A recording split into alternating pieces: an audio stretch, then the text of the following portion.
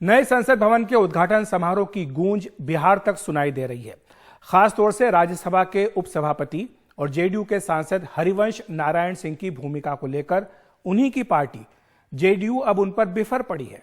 JDU इस बात से नाराज है कि आखिर क्यों हरिवंश ने इस कार्यक्रम में हिस्सा लिया और राष्ट्रपति तथा उपराष्ट्रपति का संदेश पढ़ा। राष्ट्रपति ने अपने संदेश में कहा था कि उन्हें बहुत संतुष्टि है कि नए संसद भवन का उद्घाटन प्रधानमंत्री नरेंद्र मोदी के हाथों हुआ।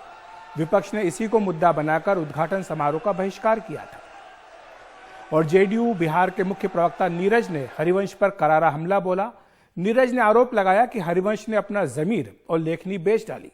उन्होंने कहा कि हरिवंश के खिलाफ क्या कार्रवाई करनी है, इसके बारे में पार्टी का नेतृत्व फैसला करेगा।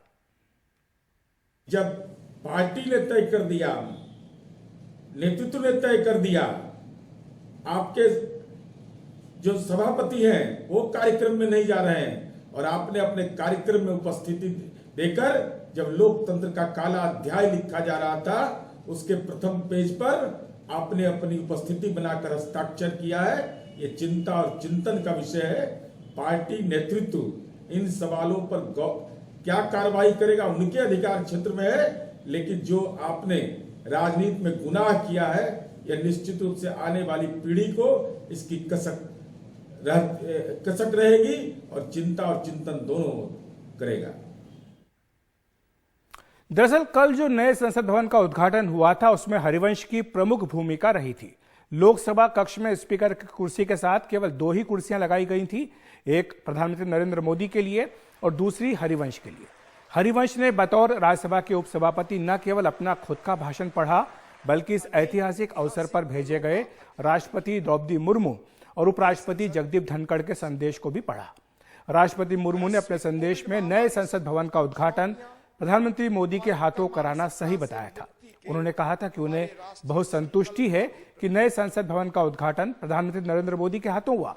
इस तरह विपक्ष के उस मुद्दे की हवा निकल गई थी जो ये मांग कर रहा था कि नए संसद भवन का उद्घाटन राष्ट्रपति करें, न कि प्रधानमंत्री।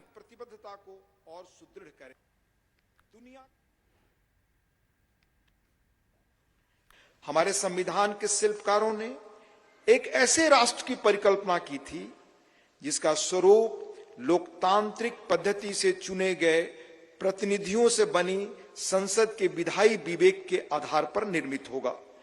इसलिए मुझे इस बात पर गहरा संतोष है कि संसद के विश्वास के प्रतीक प्रधानमंत्री इस भवन का उद्घाटन कर रहे हैं।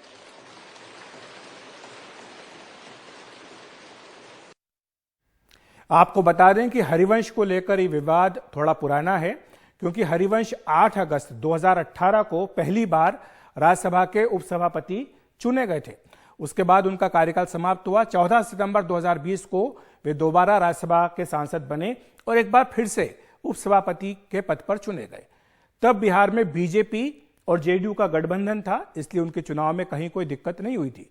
लेकिन अगस्त 2022 में नीतीश कुमार ने बीजेपी से रिश्ता तोड़ लिया और आरजेडी के साथ महागठबंधन में चले गए। तब सवाल उठा कि क्या हरिवंश उपसभापति पद से इस्तीफा देंगे। तब जेडीयू के राष्ट्रीय अध्यक्ष लल्लन सिंह ने यह कहा था कि यह पद सदन का है, इसलिए उनके इस्तीफे की जरूरत नहीं है। और वहीं हरिवंश के करीबियों ने भी यह कहा था कि यह संवैधानिक पद है और इस पद पर आसीन व्यक्ति किसी दल का नहीं होता है। तब प्रशांत किशोर, जो कि चुनावी रणनीतिकार हैं, उन्होंने यह आरोप लगाया था कि हरिवंश की बीजेपी से नजदीकी का लाभ उठाकर नीतीश अपनी वापसी का रास्ता तलाश रहे हैं। तब जेडीयू के सहयोगी जीतन राम मांझी ने इस आरोप को गलत ठहराया था। और आपको ये बता दूं कि इस तरह की जो बातें होती हैं, विवाद होते हैं, आज जिस तरह का विवाद हरिवंश को लेकर हो रहा है, कुछ वैसा ही पूर्व लोकसभा अध्यक्ष सोमनाथ चटर्जी को लेकर भी हो चुका है। आपको याद दिलाने कि 10 बार के सांसद थे सोमनाथ चटर्जी। 2004 में वो लोकसभा के स्पीकर बने थे, चुनाव उनका हुआ था, उसमें वो जीते थे और तब यूपीए को सीपीएम ने सरकार बनाने के लिए समर्थन दिया था। लेकिन जब न्यूक्लियर डील के मुद्दे पर सीपीएम ने सरकार से समर्थन वापस लिया, तब सीपीएम ने सोमनाथ चटर्जी को अपना इस्तीफा देने के लिए कहा था। लेकिन चटर्जी ने यह कहते हुए इस्तीफा नहीं दिया था कि जो स्पीकर का पद है वो संवैधानिक है और पार्टी की राजनीति से ऊपर है। इस पर सीपीएम ने उन्हें पार्टी से निष्कासित कर दिया था। यह कड़ी कार्रवाई सीपीएम की ओर से की गई थी। लेकिन जानकार ये कहते हैं कि चाहे स्पीकर का पद हो या राज्यसभा में उपसभापति का पद, ये पद वो हैं जो राजनीति से ऊपर माने जाने की परंपरा है, क्योंकि इनका चुनाव सदन करता है और सरकार से इनका मनोनयन नहीं होता है। कुछ उदाहरण देख लेते हैं। जैसे कांग्रेस के पीजी कुरियन थे, 21 अगस्त 2012 को वो राज्यसभा के उपसभापति चुने गए थे, तब यूपीए की सरकार थी। 2014 में सरकार बदली, एनडीए की सरकार आई, लेकिन इसके बावजूद 1 जुलाई 2018 तक, जब तक वो राज्यसभा के सांसद रहे, वो इस पद पर बने रहे। इसी तरह नजमा हेपतुल्ला कांग्रेस की ओर से 1988 से लेकर 2004 तक लंबी अवधि तक राज्यसभा की उपसभापति रहीं। इस बीच 4 बार सरकारें बदली, लेकिन वो अपने पद पर बनी रही। तो यही मुद्दा हरिवंश को लेकर के उठा था।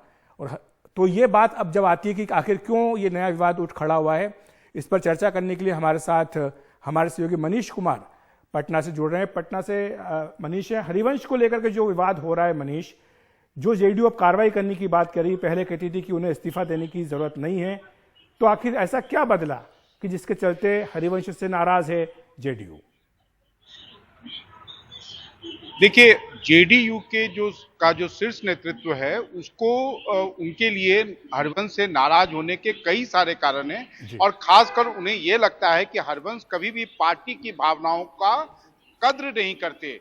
जब भी पार्टी किसी मुद्दे पर कोई स्टैंड लेती है, खासकर नए जो संसद भवन के मुद्दे पर पार्टी ने स्टैंड लिया था, पार्टी का 2 स्टैंड था। एक तो उन्होंने कहा था कि ये नीतीश कुमार ने, जो उनके शीर्ष नेता हैं, उन्होंने कहा था कि संसद भवन की जरूरत नहीं है। दूसरा, पार्टी ने इस बात को मुद्दा बनाया था कि राष्ट्रपति द्रौपदी मुर्मू को आमंत्रित ना कर, उनसे ये उद्घाटन ना कराकर उनका अपमान किया जा रहा है और राज्यसभा के भी जो चेयरमैन हैं उनको भी इस जो उद्घाटन समारोह है उसमें नहीं बुलाया गया है।